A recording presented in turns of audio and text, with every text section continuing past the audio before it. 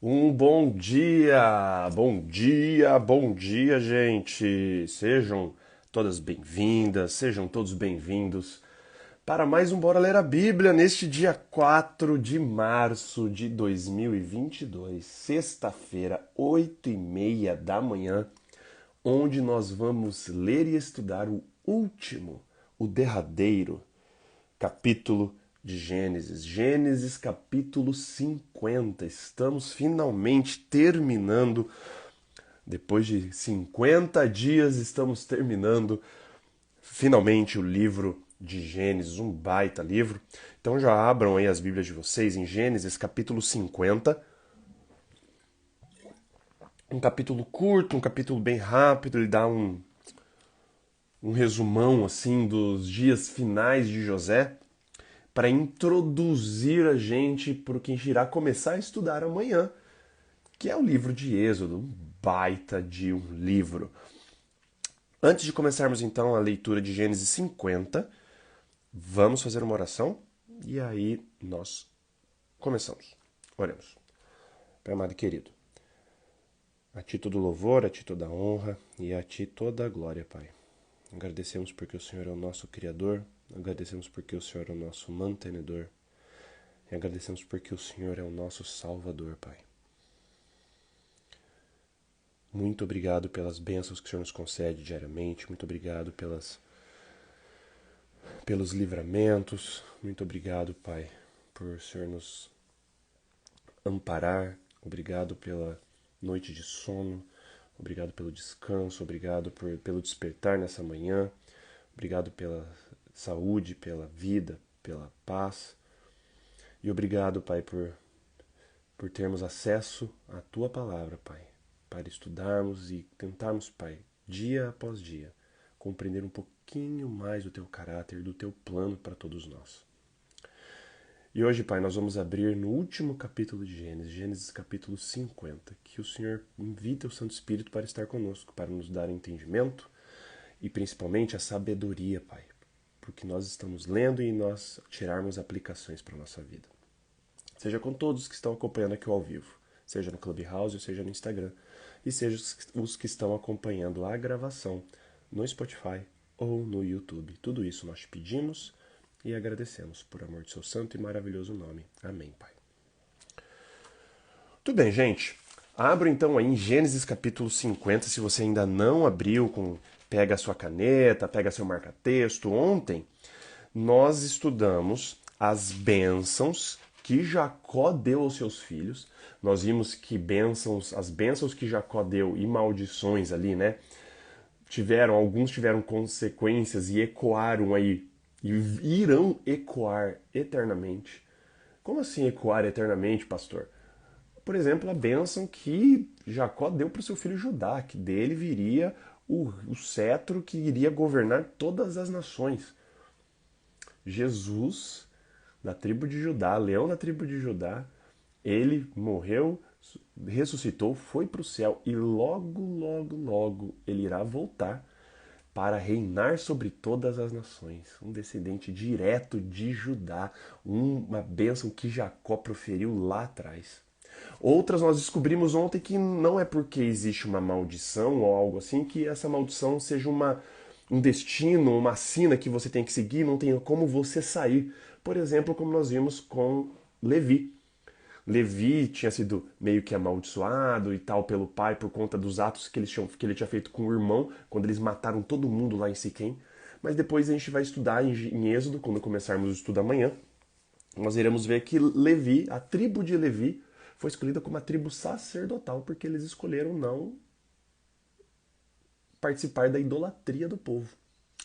Então nós vimos todas essas bênçãos ontem e vimos também a morte de Israel, a morte de Jacó. E aí terminamos ontem quando Jacó se deita, dá o seu último suspiro e morre. E nós vamos começar imediatamente após a morte de Jacó, então a morte de Israel aqui no capítulo 50. Então, espero que já estejam com as Bíblias de vocês aí. Na minha Bíblia aqui no capítulo 50, verso 1, que está na Nova Versão Internacional, começa assim: José atirou-se sobre seu pai, chorou sobre ele e o beijou. Em seguida, deu ordem aos médicos que estavam ao seu serviço que embalsamassem seu pai Israel. E eles o embalsamaram. Levaram 40 dias completos, pois esse era o tempo para embalsamamento. E os egípcios choraram sua morte 70 dias. Então aqui, Jacó, ele é mumificado. Todo aquele processo, né? Caso você não conheça o processo egípcio antigo de mumificação, é um processo bem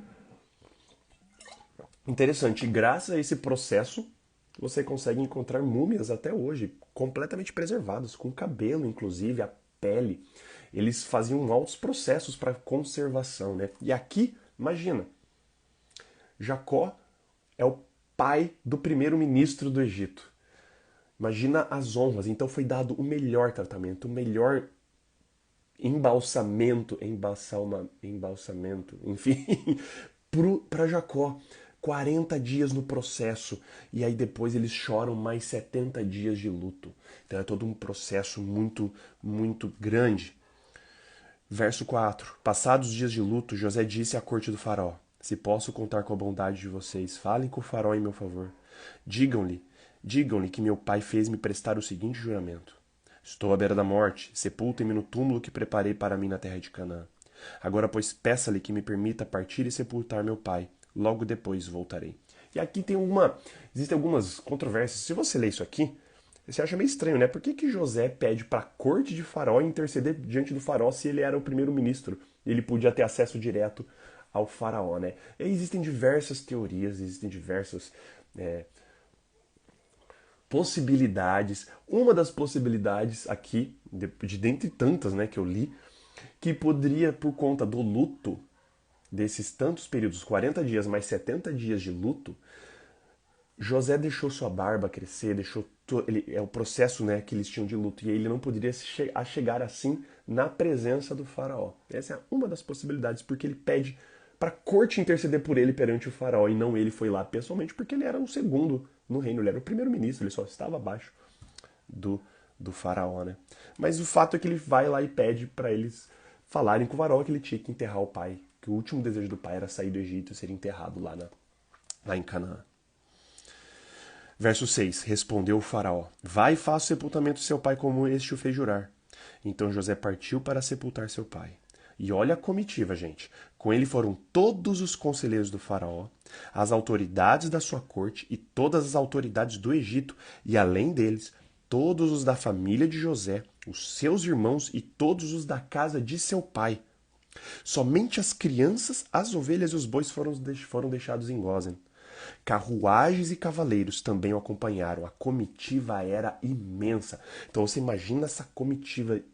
Sabe quando nós temos hoje, né? Quando alguma pessoa vai ser enterrada, ela está sendo velada, e aí faz toda aquela carreata, né? Os carros seguindo o carro fúnebre, todo mundo indo. Você vê uma filinha aí de 10, 15 carros, você já acha uma fila, né? Considerável. Fila de 30 carros, caramba. Agora você imagina essa comitiva aqui, cara. Carruagens e autoridade. Imagina aquela comitiva fúnebre levando o corpo do pai de José, de Jacó, para Canaã. Imagina como isso impressionava quem via eles passando, né? Imagina a importância que as pessoas observavam. Essa pessoa que está sendo sepultada, realmente ela era importante. Verso 10. Chegando à eira de Atade, perto do Jordão, lamentaram-se em alta voz com grande amargura. E ali José guardou 7 dias de pranto pela morte de seu pai. Quando os cananeus que lá habitavam viram aquele pranto na eira de Atade, disseram: Os egípcios estão celebrando uma cerimônia de luto solene. Por essa razão, aquele lugar, próximo ao Jordão, foi chamado de Abel Mizraim. Assim fizeram os filhos de Jacó o que este lhes havia ordenado. Levaram-no à terra de Canaã e o sepultaram na caverna do campo de Macpela, perto de Manre, que, com o campo, Abraão tinha comprado de Efron, o Etita, para que lhe servisse de propriedade para a sepultura. Depois de sepultar seu pai, José voltou ao Egito com seus irmãos e com todos os demais que o tinham acompanhado. E aqui a gente vê que os cananeus se impressionaram com a comitiva que tinha ido lá para enterrar uma pessoa. E diz a história que realmente os egípcios, eles realmente se entregavam na hora do luto, eles choravam em voz alta. Diz que eles rasgavam suas vestes, diz que eles jogavam terra e lama sobre a cabeça deles e tocavam uns instrumentos que hoje seria similar ao nosso pandeiro, só que com um som mais metálico, um tamborinzão, e tocando e chorando em voz alta. Agora você imagina toda essa comitiva de egípcios parado numa eira. Eira é onde os bois esmagavam, né, os grãos. Então era uma clareira enorme. Você imagina os cananeus vendo aquele monte de egípcio gritando, chorando, rasgando as vestes, jogando terra e lama na cabeça. Eles falam, caraca, realmente vocês vieram do Egito pra cá. E aí, né?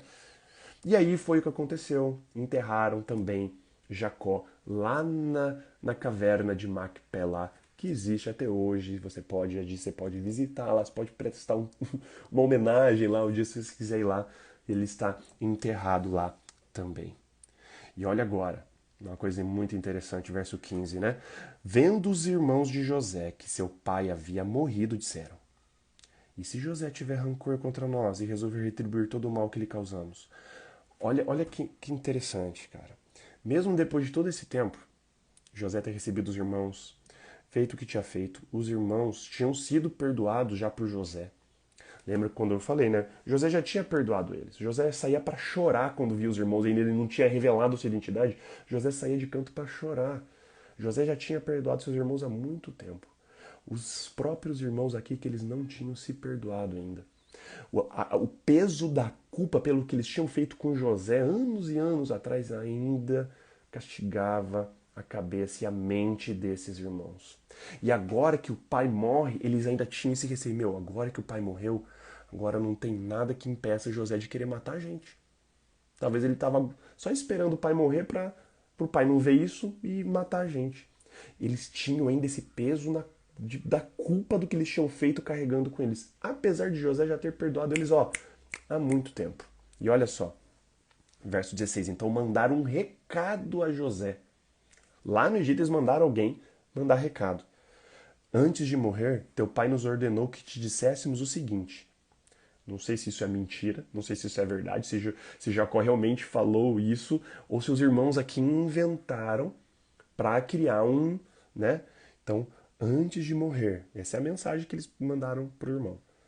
Antes de morrer, teu pai nos ordenou que te disséssemos o seguinte: Peço-lhe que perdoe os erros e pecados de seus irmãos, e que o trataram com tanta maldade. Agora, pois, perdoa os pecados dos servos do Deus do teu pai.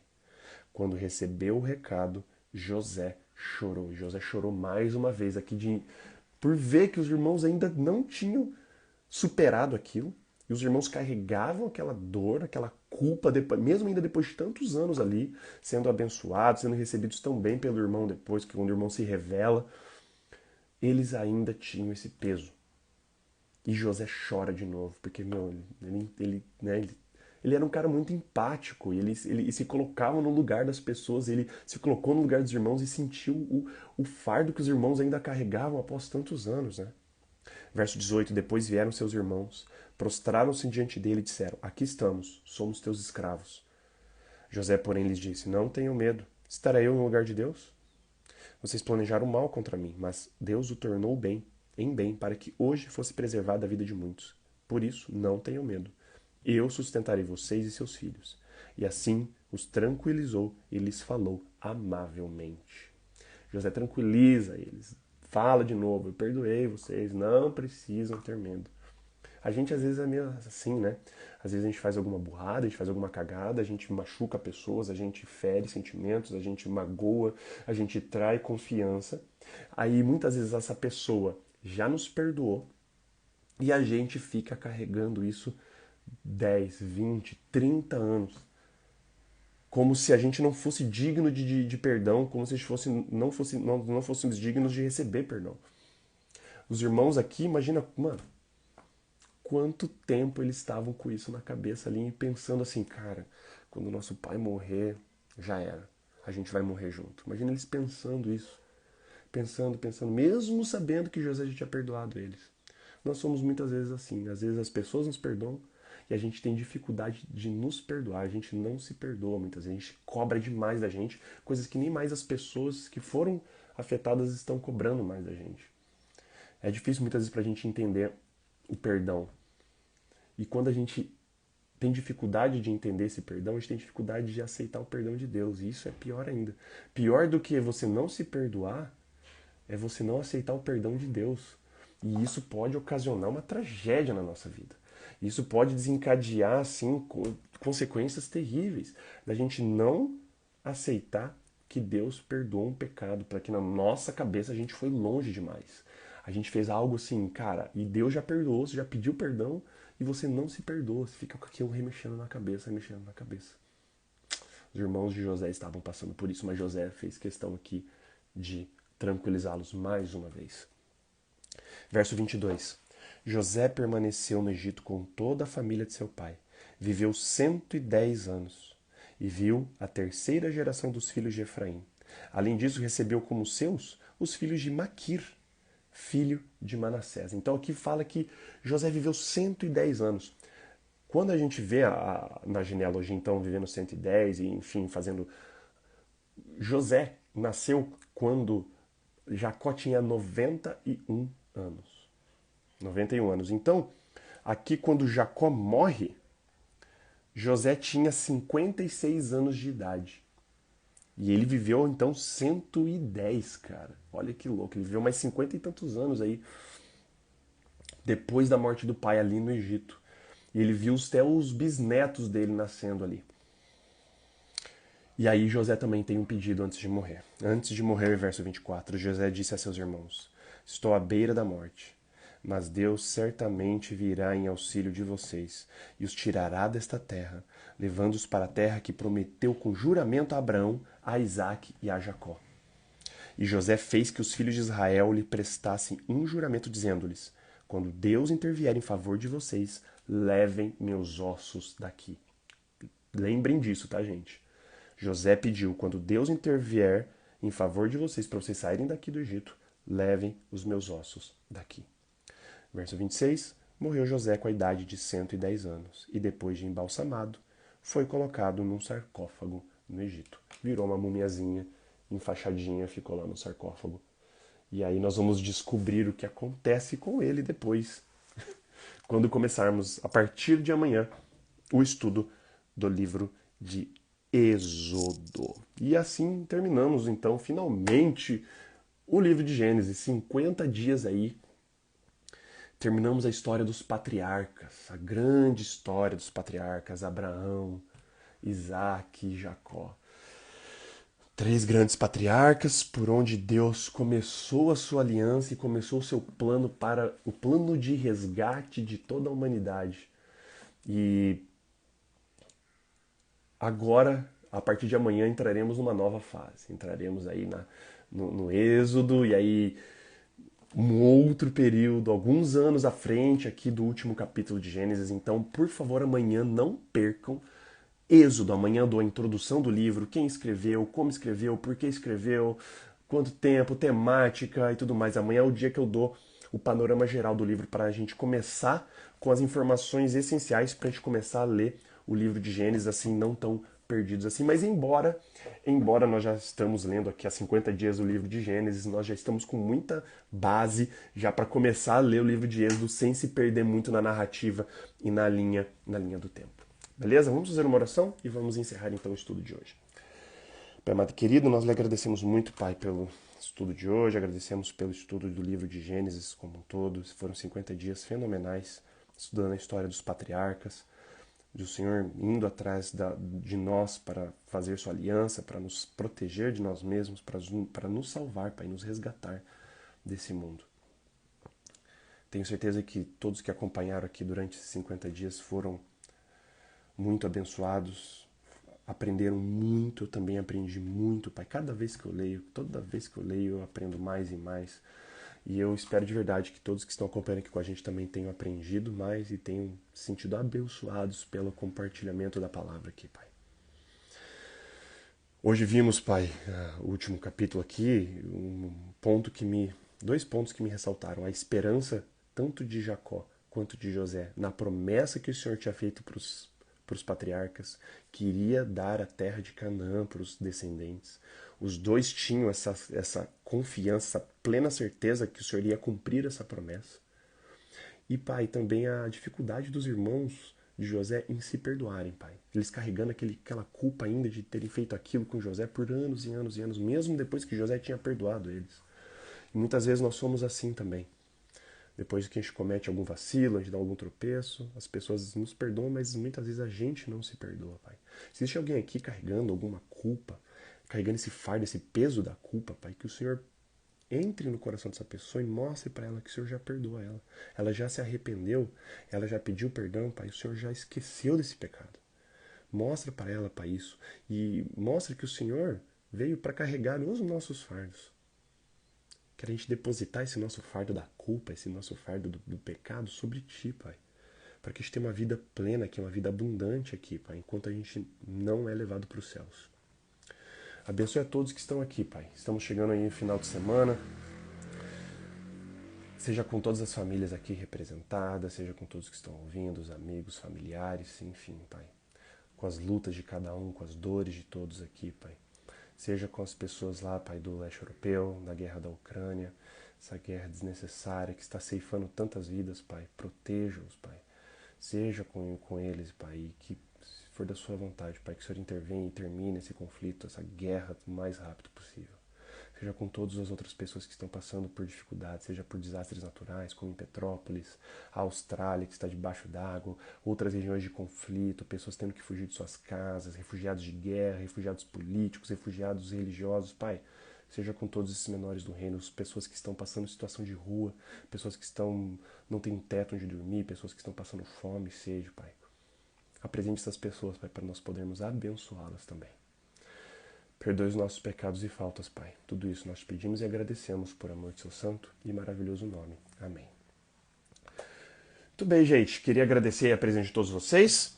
Lembrando, então, que amanhã começamos o estudo do livro de Êxodo. Amanhã, 8h30 da manhã. Não percam o estudo do livro de Êxodo, a introdução e Êxodo 1. E se você perdeu ao vivo, se você não conseguiu acompanhar ao vivo, nós subimos aqui para o nosso podcast no Spotify e o nosso canal também no YouTube. Compartilhe isso, fale para as outras pessoas do projeto do Bora Ler a Bíblia e vamos crescer essa família aí. Aproveita e faz o convite, porque amanhã começamos um livro novo. Às vezes a pessoa não queria começar no meio do caminho, começar no meio de Gênesis, amanhã a gente começa um livro novo, Êxodo 1. Convida quem você tiver que convidar, vamos começar a estudar o livro de Êxodo. E aí a pessoa já se sente motivada, porque ela vai começar a pegar o estudo desde o comecinho. Então não perca essa oportunidade de convidar pessoas, me adicionar no Clubhouse e me adicionar também aqui no Instagram para acompanhar o ao vivo. Beleza, gente? Um beijo, um abraço para vocês e até amanhã então com Êxodo, introdução e capítulo 1. Um grande abraço, um beijo, valeus e falou!